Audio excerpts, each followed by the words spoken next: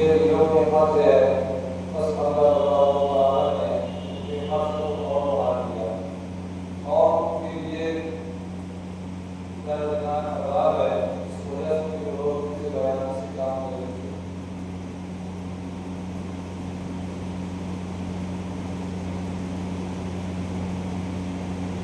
اس آیت سے یہ بھی ثابت ہوتا ہے کہ دلوں کے اندر بیماریاں بھی ہوتی ہیں، اسی لیے صوفیاء کرام اور مشائخ کرام نے قلب کی صفائی اور باطن کی درستی اور اسی طرح دل کو برے اخلاق سے پاک رکھنا ضروری قرار دیا ہے۔ دل کی بیماریاں کیا ہیں؟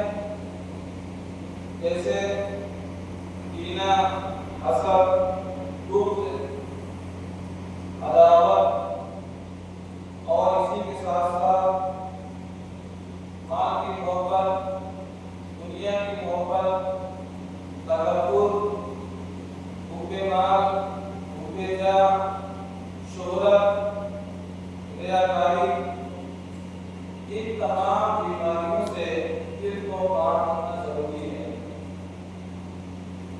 جب دل ان بیماریوں سے پاک ہو جائے گا تو خوف خدا، زہد، تقویٰ، شکر، توکل، صدق، محبت الہی جیسی صفات سے دل منور ہو جائے گا۔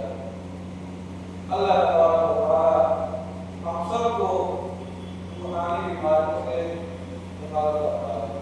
اب ایک سوال یہ پیدا ہوتا ہے کہ کیا منافق اب بھی موجود ہیں؟ تو منافق کے نفاق کو پہچاننا اور اس کو منافق قرار دینا یہ دو طریقوں سے ہوتا تھا۔ پہلے یہ کہ اللہ تبارک و تعالیٰ وحی کے ذریعے آپ صلی اللہ علیہ وسلم کے بتانے کہ یہ شخص دل سے مسلمان نہیں ہے اور منافق ہے۔ دوسرا طریقہ یہ ہے کہ کسی شخص کے قول و فعل سے اسلامی عقائد کے خلاف کوئی بات یا اسلام کے خلاف کوئی عمل ظاہر اور ثابت ہو جائے تو اس کو منافق کہا جائے گا۔ آپ صلی اللہ علیہ وسلم کی وفات کے بعد جو پہلا طریقہ ہے، اس لیے کہ جب وحی بند ہو گئی تو پہلا طریقہ جو پہچاننے کا تھا وہ بھی ختم ہو جائے گا، لیکن دوسرا طریقہ اب بھی موجود ہے۔ کسی شخص کے قول و فعل سے اسلام مخالف کوئی بات یا اسلام مخالف کوئی عمل یا اس کا استہزاء یا تحریف ثابت ہو جائے تو اس کو منافق کہا جائے گا۔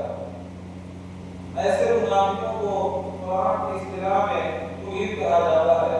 الذین یکذبون فی آیاتنا، اور حدیث کی زبان میں ایسے منافق کو صدیق کہا جاتا ہے۔ بخاری شریف کی جو شرح